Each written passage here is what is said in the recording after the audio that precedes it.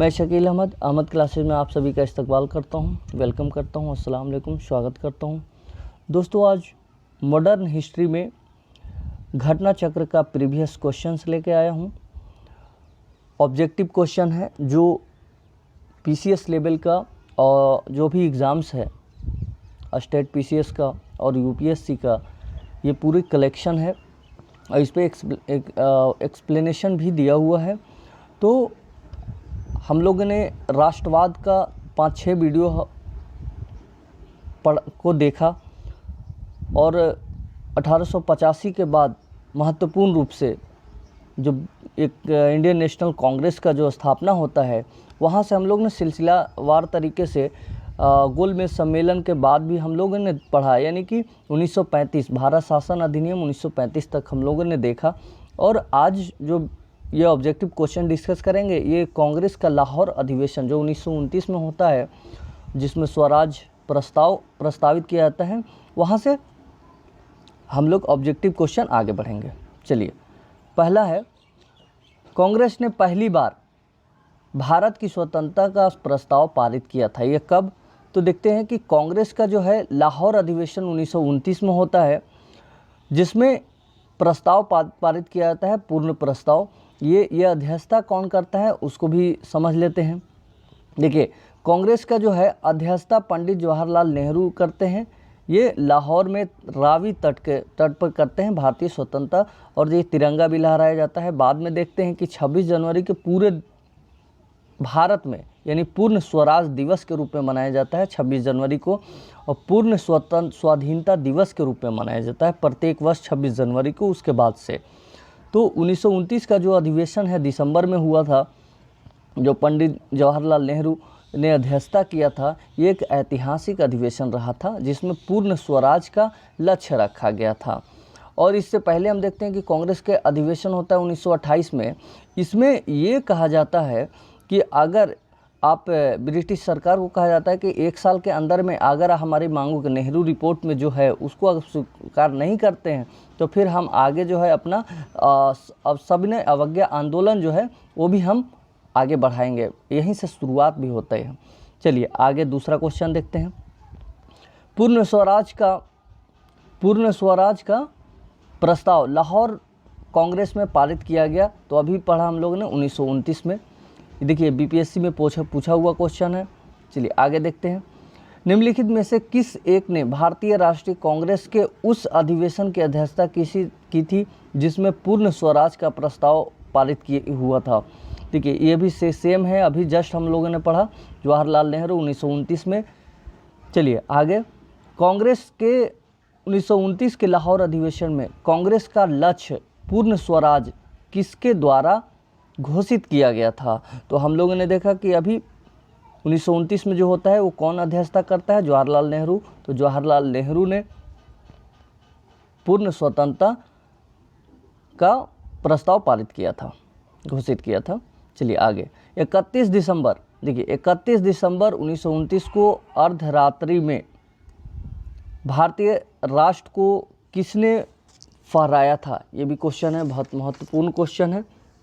इसको भी देखते हैं, इसको कौन किया था? तो देखिए, ये भी जवाहरलाल नेहरू ने किया था, अध्यक्षता भी उन्होंने किया था। चलिए आगे देखते हैं। स्वतंत्रता के नवग्रहित तिरंगा पहली बार कब लहराया गया था? तो अभी ऊपर पढ़े हम लोग कि 31 दिसंबर 1929 को रात को ये पहली बार, हालांकि बाद में देखते हैं कि पूरे देश में हम बात करें तो 26 जनवरी 1930 को आगे जो पूरी देश में लहराया गया था। चलिए आगे। भारतीय राष्ट्रीय कांग्रेस के निम्नलिखित अधिवेशनों में से किस एक की अध्यक्षता जवाहरलाल नेहरू ने सर्वप्रथम की थी? ये क्वेश्चन अभी हम लोगों ने देखा कि लाहौर अधिवेशन पहली बार, देखिए ये हुआ था लाहौर अधिवेशन। देखिए, इसमें एक चीज़ और समझते हैं कि जवाहरलाल नेहरू हो, और चूँकि यंग थे डेट टाइम, और इनके साथ साथ सुभाष चंद्र बोस, दोनों जो है साइमन कमीशन जो 1927 में आया था भारत में, तो उससे ये उभर के आए हैं। उस समय इनका काफ़ी बढ़ चढ़ के हिस्सा लिया था साइमन कमीशन के विरोध में, और उसी समय इनका जो है नाम है अच्छे खासे लोगों को जहन में आता है। चलिए उसके बाद हम देखते हैं भारतीय राष्ट्रीय कांग्रेस का लाहौर अधिवेशन 1929 इतिहास में इसलिए बहुत प्रसिद्ध है क्योंकि पहला है, कांग्रेस ने पूर्ण स्वराज की मांग एक संकल्प पारित किया था। बिल्कुल सही है पहला कि कांग्रेस ने पूर्ण स्वराज का मांग किया था, ये सही है। इस अधिवेशन में उग्रवादी एवं उदारवादियों के बीच, यानी उग्रवादियों एवं उदारवादी, इस तरह से कह सकते हैं कि नरम और गरम दल के बीच झगड़े को सुलझाया था। ऐसा कोई झगड़ा नहीं था, झगड़ा बहुत पहले था। वो आपको देखते हैं कि लखनऊ 1916 के आसपास जो सुलझा लिया जाता है, दोनों मिल जाते हैं, गरम दल नरम दल। आगे देखते हैं कि इस अधिवेशन में दो राष्ट्र की मांग के सिद्धांत को अस्वीकार करे। इस समय कोई दो राष्ट्र की बात नहीं हुई थी।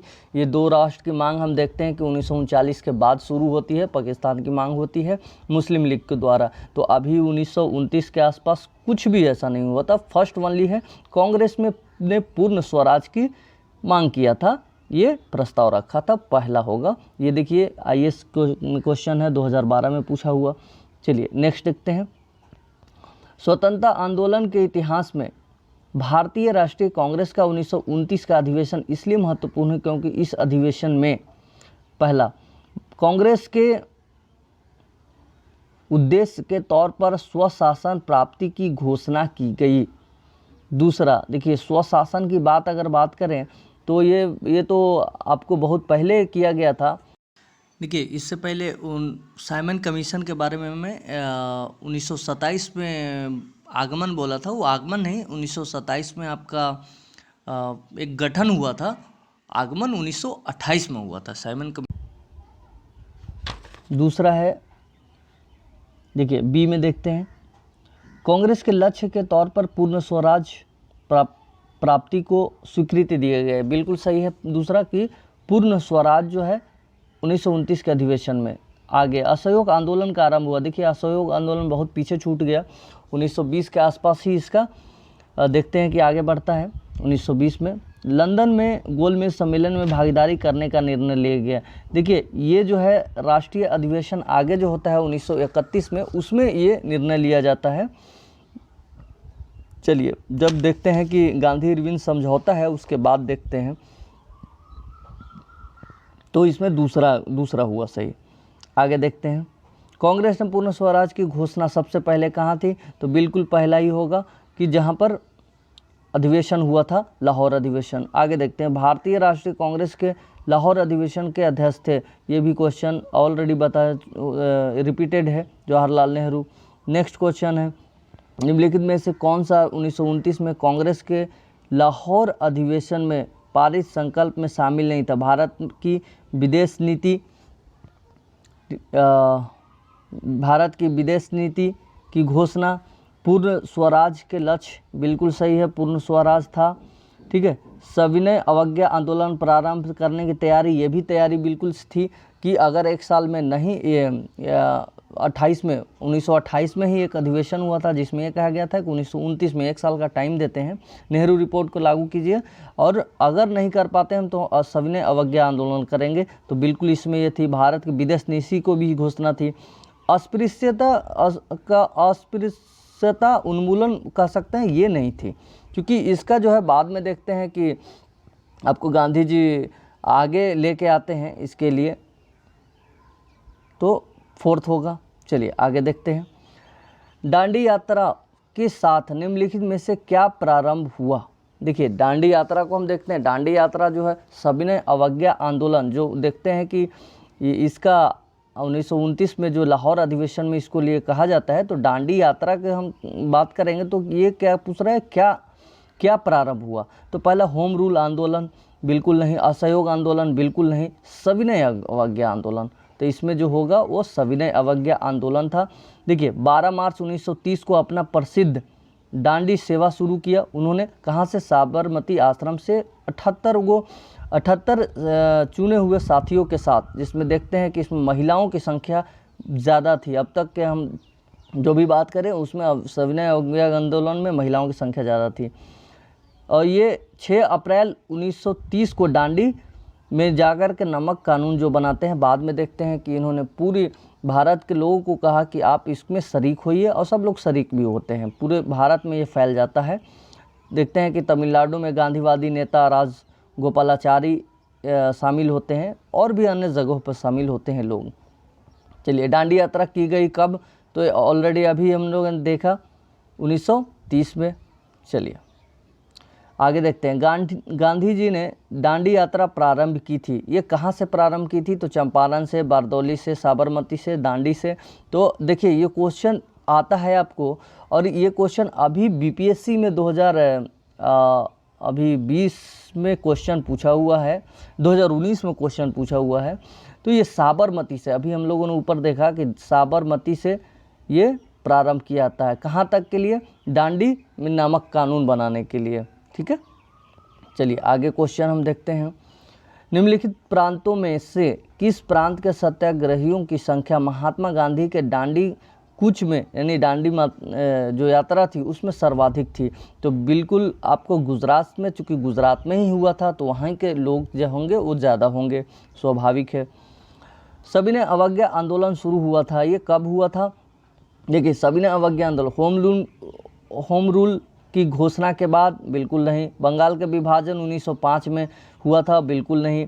दांडी मार्च के बाद? देखिए, दांडी मार्च, सविनय अवज्ञा आंदोलन जो है वो दांडी मार्च पहले करते हैं, उसके बाद सभी लोगों से आह्वान करते हैं कि आप लोग अब सविनय अवज्ञा आंदोलन को पूरे इंडिया में इसको फैलाइए और विरोध कीजिए, और जो भी इससे मुतल्लिक जो है, जैसे हम देखते हैं कि नमक जो है उस पर टैक्स लगाने की, तो नमक बिल्कुल ये कीजिए, अपना बनाइए। कांग्रेस द्वारा पूर्ण स्वराज के बाद, ठीक है, तो फर्स्ट जो हम बात करें अगर सविनय अवज्ञा आंदोलन का, तो दांडी मार्च के बाद। ठीक है, आगे देखते हैं। दांडी मार्च शुरू किया गया था ये नमक कानून तोड़ने के लिए, ये दूसरा नमक कानून के समर्थन में है क्वेश्चन ऑप्शन में। रॉलेट एक्ट के समर्थन में? बिल्कुल गलत। रॉलेट एक्ट, यहाँ पर कोई रॉलेट एक्ट नहीं, चूँकि रॉलेट एक्ट 1919 में ही हुआ था। चलिए, रॉलेट एक्ट के विरोध में हम देखते हैं कि बाद में देखते हैं कि असहयोग आंदोलन है, सत्याग्रह सब होता है, वो सब देखते हैं। नमक कानून तोड़ने के हेतु। चलिए नेक्स्ट क्वेश्चन है, ऐतिहासिक दांडी मार्च का संबंध है निर्वाचन के बहिष्कार से, दूसरा है नमक कानून को तोड़ने से, हिंदू मुस्लिम एकता से, या छुआछूत को दूर करने के लिए? तो बिल्कुल दूसरा होगा आपको, नमक कानून को तोड़ने से। नेक्स्ट क्वेश्चन, सबसे पहले कौन सी घटना घटी? दांडी मार्च, या फिर आपका है भारत छोड़ो आंदोलन, या फिर तीसरा है साइमन कमीशन और गांधी इरविन समझौता? देखिए समझ लेते हैं। दांडी मार्च जो है हुआ था वो कब हुआ था? दांडी मार्च आपको 12 मार्च को हुआ था और 1930 को हुआ था। ये भारत छोड़ो आंदोलन जो है वो 1942 को हुआ था, 1942। और साइमन कमीशन जो हुआ था वो आपको 1928 को हुआ था। और उसके बाद गांधी इरविन समझौता की बात करें तो 1931 को हुआ था। तो आप इसको देख लीजिए कि सबसे पहले घटना कौन सा घटता है। तो सबसे पहले जो हम बात करें तो साइमन कमीशन आता है, जो कि 1928 के आगमन हुआ था भारत में। हालांकि गठन तो 1927 में ही हो गया था। चलिए आगे क्वेश्चन देखते हैं। सविनय अवज्ञा आंदोलन की असफलता के बाद गांधी जी ने महत्व दिया। देखिए हम जानते हैं कि सविनय अवज्ञा आंदोलन असफल हो जाता है, तो असफल जो होता है उसके बाद गांधी जी ने क्या किया? तो देखिए असफल हो गया तो बाद में देखते हैं कि 1934 में गांधी जी ने घोषणा करते हैं कि हम सविनय अवज्ञा आंदोलन को हम अब हटा देते हैं, अब इसको बंद करते हैं। तो यहाँ पर 1934 में देखते हैं कि 1934 में इसके साथ साथ इंडियन नेशनल कांग्रेस से भी इस्तीफा दे देते हैं गांधी जी। और उसके बाद देखते हैं कि छुआछूत जो भारतीय छुआछूत विरोध लीग की स्थापना होती है कब? 1932 में, बीच में ही हो गई थी। और बाद में देखते हैं हरिजन नामक साप्ताहिक पत्र का प्रकाशन किया। तो एक तरह से कहते हैं अंग्रेजों से समझौता बिल्कुल नहीं, हिंसा के सीमित उपयोग को देखिए। बाकी इसमें रचनात्मक कार्यक्रम पर उन्होंने बल दिया कि एक तरह से एक ढांचा तैयार हो, रचनात्मक हो। चलिए आगे देखते हैं। प्रभावती देवी किस क्षेत्र की स्वतंत्रता सेनानी संग्राम सेनानी थी? देखिए प्रभावती का नाम आपको बिहार से संबंध रखता है, ठीक है। बिहार में भी कहाँ से संबंध रखता है इसको समझिए। चंपारण भी बिहार में है, पटना है, भागलपुर, साबरमती पटना से संबंध रखती हैं। स्वतंत्रता आंदोलन में बिहार की महिलाओं का महत्वपूर्ण जो है योगदान हुआ था, ठीक है। स्वतंत्रता आंदोलन, इन महिलाओं में सरला देवी, प्रभावती, राजवंशी, सुब्रता देवी, ये सब जो है नेता जो थे प्रथम स्वतंत्रता संग्राम सेनानी में शामिल थे। तो आपको प्रभावती का नाम आता है, अगर आपको विस्तृत रूप में पढ़िएगा समझ में आएगा। चलिए आगे देखते हैं। गांधी इरविन समझौता। देखिए गांधी इरविन समझौता की बात करें तो ये कब हुआ था, तो 1931 में हुआ था गांधी इरविन समझौता। और गांधी इरविन समझौता समझ लीजिए कि ये जब हुआ था तो उस समय अगर 1930 में जो दांडी यात्रा था, उसके बाद देखते हैं कि गांधी जी को गिरफ्तार कर लिया जाता है। बाद में जनवरी 1931 में इनकी रिहाई होती है। उसी समय जो है गांधी इरविन समझौता होता है। और गांधी इरविन समझौता होता है तो उससे पहले यानी कि 1930 में यानी नवंबर दिसंबर में गोलमेज सम्मेलन एक ख़त्म हो चुका होता है, यानी कि इससे एक महीना पहले। तो उसमें देखते हैं कांग्रेस ने भाग नहीं लेता है। तो बाद में देखते हैं गांधी इरविन समझौता होता है। तो इसमें समझौता का मुख्य आधार क्या था, तो समझ लीजिए गोलमेज सम्मेलन में कांग्रेस की भागीदारी सहज करने के लिए, क्योंकि कांग्रेस ने फर्स्ट जो है इससे एक महीना पहले ही हुई थी, उसमें शामिल नहीं हुआ था।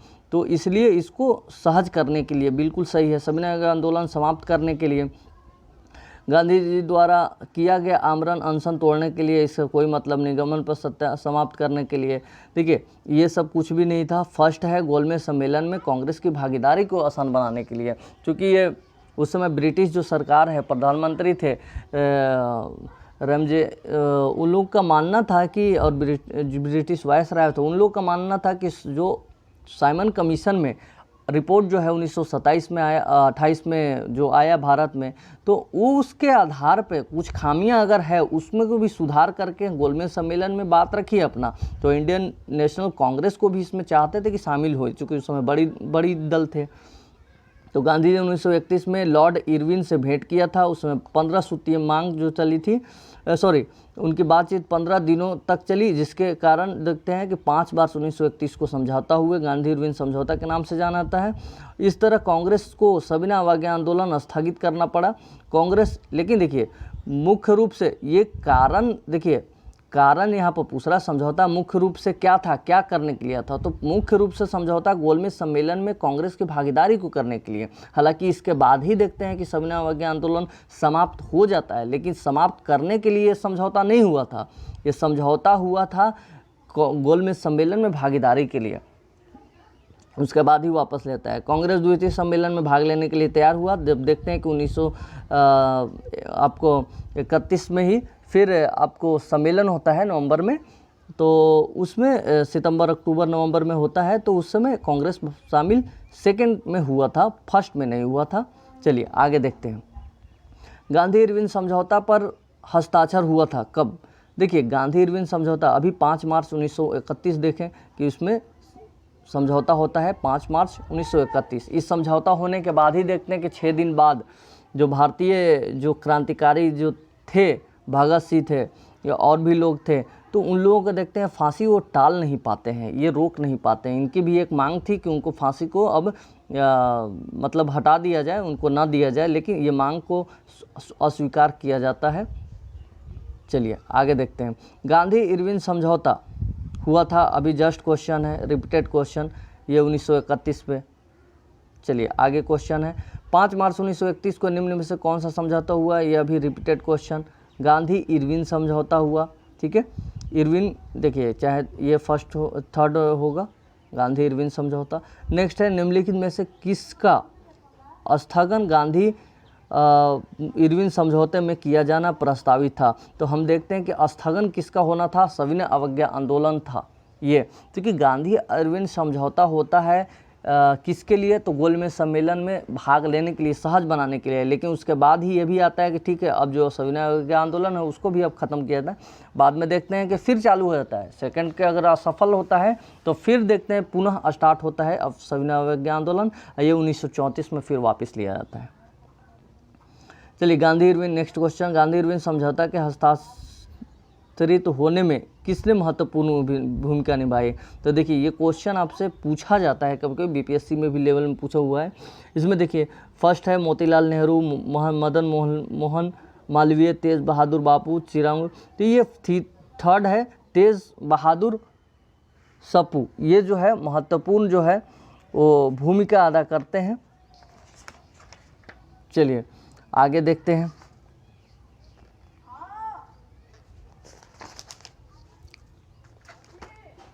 नेक्स्ट क्वेश्चन,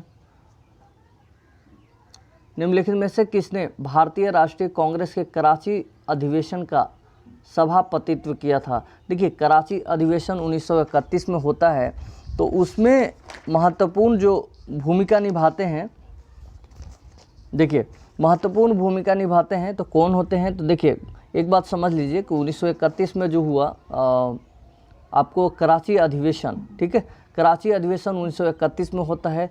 कब होता है? ये आपको 1931 में होता है, ठीक है। ये कराची अधिवेशन हुआ था जिसमें हम देखते हैं कि गांधी जी जो इरविन समझौता मार्च में हुआ था, उसी को एक स्वीकृति देने के लिए इंडियन नेशनल कांग्रेस में ये कराची में अधिवेशन होता है, जिसमें स्वीकृति मिलता है गांधी इरविन समझौता को। तो उस समय वल्लभ भाई पटेल अध्यक्षता किए थे, ये समझते हैं।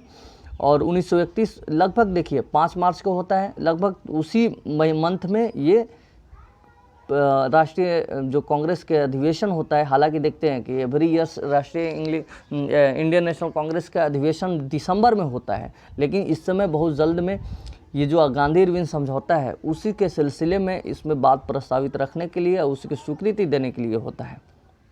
चलिए इसमें देखते हैं कि इसमें पूर्ण स्वराज को कांग्रेस को द्वारा परिभाषित किया गया, एक अलग परिभाषा के द्वारा गांधी मर सकता है, गांधीवाद नहीं, ये भी इसमें आता है, कहा जाता है।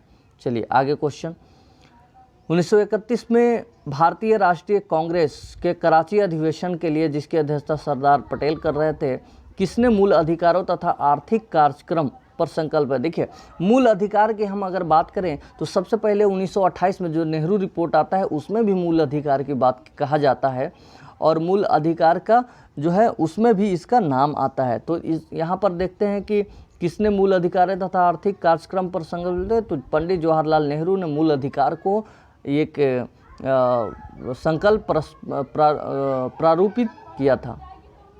देखिए नेक्स्ट क्वेश्चन, भारतीय राष्ट्रीय आंदोलन से संबंधित निम्नलिखित घटनाओं को पढ़े। भारतीय राष्ट्रीय कांग्रेस का कराची अधिवेशन, देखिए ये भारतीय राष्ट्रीय आंदोलन से संबंधित निम्नलिखित घटनाओं को पढ़े।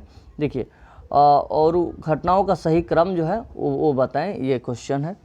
चलिए तो इसमें देखते हैं भारतीय राष्ट्रीय कांग्रेस का कराची अधिवेशन। तो कराची अधिवेशन अभी हम लोगों ने देखा 1931 में, 1931 में कराची अधिवेशन। राजगुरु की फांसी, तो देखते हैं कि एकदम कराची अधिवेशन जो होता है और समाप्त होता है उसके जस्ट बाद है, 6 दिन के बाद ही हम देखते हैं कि जो क्रांतिकारी लोग हैं, जो 3 लोग थे, तो उनको फांसी होती है, जिसमें से राजगुरु भी एक थे। फांसी को बचा नहीं पाते हैं, भगत सिंह थे, बचा नहीं पाते हैं। उसके साथ साथ एक और देखते हैं, आपका सुखदेव थे और राजगुरु थे और भगत सिंह, ये 3 लोग थे। तीनों को फांसी जो है वो हो जाती है लगभग 6 दिन के बाद ही, यानी कि 5 मार्च आपको अधिवेशन, आपको गांधी इरविन समझौता जो होता है वो तो 5 मार्च 1931 को होता है। और वहीं अगर कराची अधिवेशन की बात करें तो 26 मार्च को होता है। तो कराची अधिवेशन 26 मार्च, ये सब मार्च 1931 का ही है। राजगुरु का फांसी इसके 6 दिन बाद होता है, और गांधी इरविन समझौता सबसे पहले मार्च में ही होता है, लेकिन कब? तो ये 5 मार्च को होता है। तो इसमें 3rd पहले आएगा, 2nd आएगा राजगुरु के फांसी, उसके बाद 1st। देखिए ये सीक्वेंस के रूप में अगर आप सही तरह से आप हमारा वीडियो लेक्चर अगर आप देख रहे हैं तो उसमें कहानी की तरह मैं बताया हूँ, और उसी से संबंधित सारे क्वेश्चन है। और देखते हैं कि हम ये क्वेश्चन कोई मॉडल क्वेश्चन नहीं है, ये ऑलरेडी पीसीएस में या और भी एग्जाम्स में पूछा हुआ है। मोस्टली पीसीएस में पूछा हुआ है, यूपीएससी में पूछा हुआ है, ये सब में पूछा हुआ है। नेक्स्ट क्वेश्चन, भारतीय स्वतंत्रता संग्राम से संबंधित निम्नलिखित घटनाओं पर विचार कीजिए। गांधी इरविन समझौता, भारतीय राष्ट्रीय कांग्रेस का कराची अधिवेशन, भगत सिंह की फांसी, पूना समझौता। देखिए इसके बारे में भी बता रखा है हमने वीडियो में भी, ये सब ऑलरेडी हम लोग पढ़ चुके हैं। गांधी इरविन समझौता देखते हैं कि मार्च 1931 में होता है, 5 मार्च 1931 गांधी इरविन समझौता। देखिए कराची का अधिवेशन जो होता है उसी मंथ में 26 मार्च को होता है 1931। भगत सिंह की फांसी होती है लगभग 6 दिन बाद होता है। फिर पूना समझौता हम देखते हैं कि पूना समझौता फिर बाद में होता है।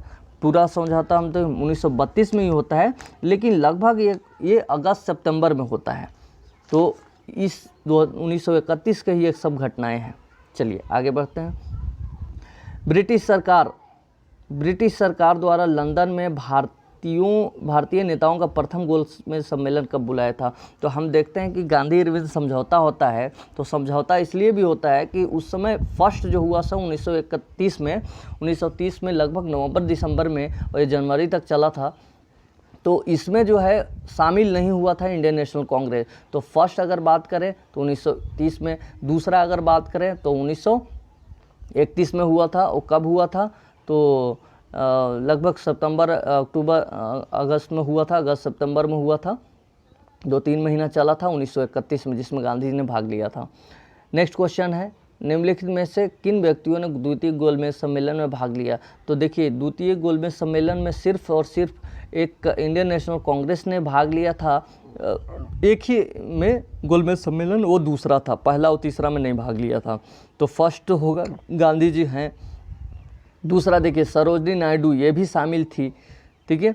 और तीसरा देखते हैं मदन मोहन मालवीय, ये भी शामिल थे, क्योंकि उस समय जो है हिंदू महासभा भी शामिल होते थे। और इसके साथ साथ हम बात करें तो दलित वर्ग का जो प्रतिनिधित्व कर रहे थे वो भी शामिल थे। दलित वर्ग का कौन प्रतिनिधित्व कर रहे थे? तो आपको अंबेडकर साहब कर रहे थे। मौलाना आज़ाद वो शामिल नहीं थे। चलिए नेक्स्ट क्वेश्चन, द्वितीय गोलमेज सम्मेलन में कांग्रेस का प्रतिनिधित्व किसने किया? तो हमने अभी देखा कि महात्मा गांधी ने द्वितीय में किया, उसके बाद इन्होंने नहीं किया, तो बस एक ही में किया था, द्वितीय में किया था। नेक्स्ट क्वेश्चन, लंदन में, देखिए लंदन में, नेक्स्ट क्वेश्चन, लंदन में आयोजित निम्नलिखित गोलमेज सम्मेलन में से किस में महात्मा गांधी? तो ये सिर्फ दूसरा में जो 1931 में हुआ था, और तीसरा जो है 1932 में हुआ था, उसमें शामिल हुए थे। चलिए आज के लिए इतना ही दोस्तों। कैसा लगा आपको ज़रूर बताइएगा। और नेक्स्ट भी हम इस तरह से हम लेके आते रहेंगे ऑब्जेक्टिव क्वेश्चन। और हमारे पूरी कोशिश है कि आपको पूरा एक पैटर्न भी, एक देखिए प्रीवियस क्वेश्चन का एक एक्सप्लेनेशन के साथ अगर हम देख रहे हैं तो एक पता चलता है किस टाइप का क्वेश्चन पूछता है। तो इससे हम लोग का 2 फ़ायदा होगा, एक तो हम लोग का रिवीजन भी हो जाएगी, और दूसरा एक प्रीवियस क्वेश्चन देखने से अंदाज़ा होगा कि किस टाइप का क्वेश्चन पूछा जा रहा है। तो आज के लिए इतना ही। इसको प्लीज़ आप लाइक करें, सब्सक्राइब करें और शेयर करें दोस्तों। Thank you.